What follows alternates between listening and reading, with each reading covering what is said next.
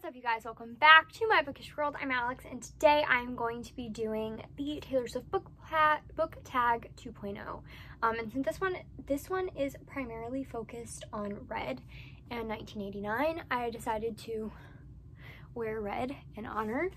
So yeah, let's get into it. There are 9 questions, so hopefully this won't be too long of a video. So let's get started. So the first question is shake it off. The hater's gonna hate.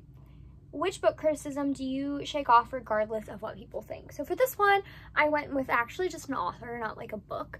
But Jennifer L. Armentrout is my favorite author. I know sometimes her books can be problematic, sometimes they're not the best.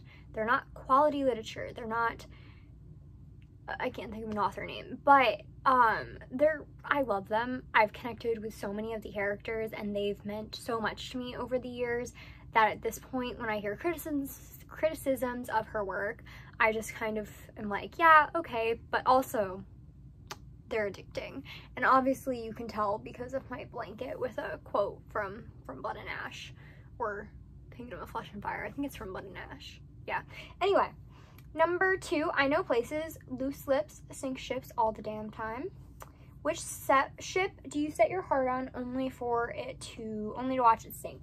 For this one, I'm going to go with one that technically has not been confirmed because the last book isn't out yet. But for this one, I'm going to go with a ship in the Last Hour series, which is Lucy Herndl and Matthew Fairchild. I just had to check the last names. This is like, I don't know if this is a ship that is going to happen, obviously, because we don't have the last book.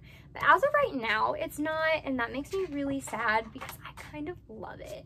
I kind of love the idea of it, like, but yeah, I really don't think it's gonna happen. Do you ever just like want to open your book to look at your signature because I got it signed? Anyway, sorry. So yeah, Lucy and Matthew for sure are a ship that I really think would be great. But I don't think it's gonna happen, which makes me a little sad. And then number 3, Wonderland. We found Wonderland, you and I got lost in it. Which fictional character would you like to take with you to another land? For this one, I'm gonna go with Ace Clyde from Counting Down With You by Tashi Bhuiyan. I love Ace so much, even though he is a senior in college or senior in high school, and I am out of college. If I was a high school student, he would be the perfect man. If he was closer to my age and he was legal, he would be the perfect man. And yes, I would take him with him to another land, because as much as I love Karina, I want Ace, but like an age appropriate Ace, just saying. Number 4 is Wildest Dreams. He's so bad, but he does it so well. Which character do you love, not in spite of his or her darkness, but because of his or her darkness? And for this one, I went with, grab it, Bryce from House of Earth and Blood, aka Crescent City. Bryce is such an interesting character and has a lot of different character dynamics. And obviously, I know there's some controversy with Sarah J. Maas, so I don't want to talk about it, but I am really excited for the second book that I believe comes out in January, just to kind of dive deeper into Bryce's character, because she really is just a very complex character, and she has some darkness, but also, like, I love that about her.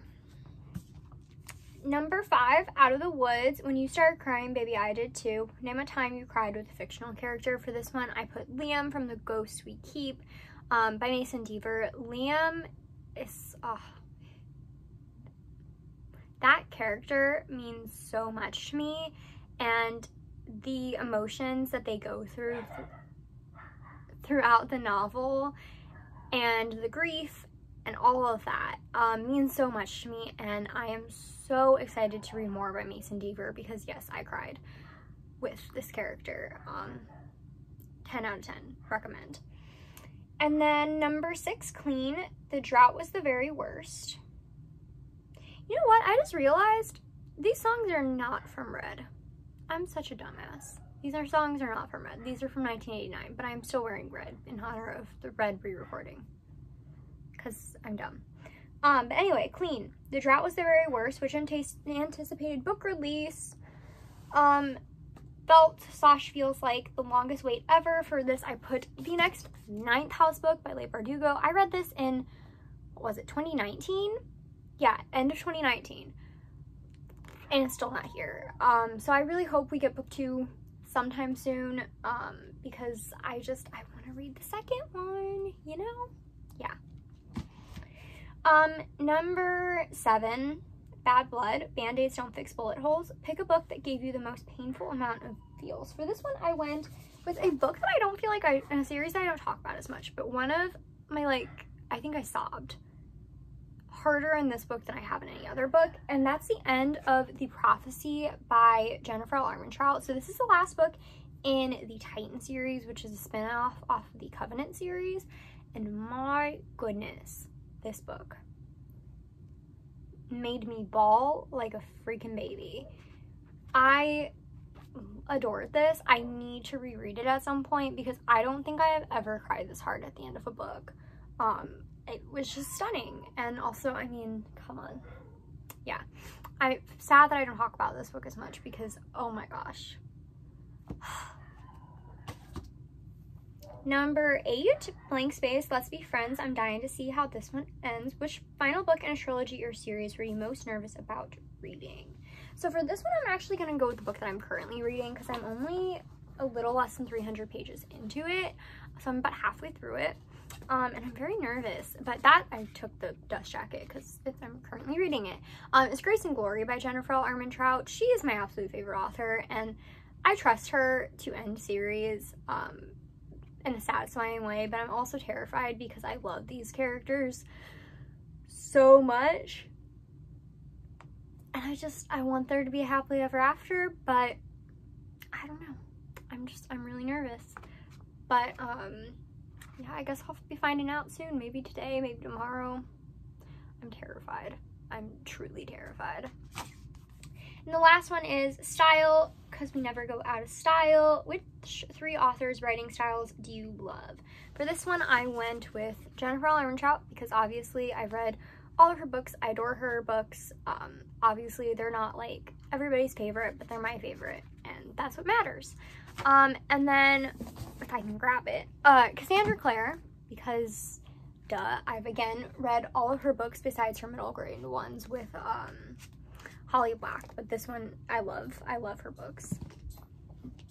And then a recent one that I have not mentioned yet is Becky Albertalli. I just read her most recent book, Kate in Waiting. Hi, baby. She can really hi.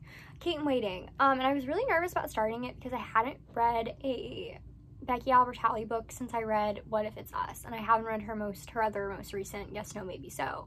So I was really nervous because I hadn't read her books in a while, but I finally picked it up and I flew through it. I adored it so much. And yeah, it just, like, it made my heart happy. So that's it for this video. Don't forget to comment, like, and subscribe. Follow my social media down below. That's Twitter, Instagram, and Goodreads. And I will see you guys next time. Goodbye.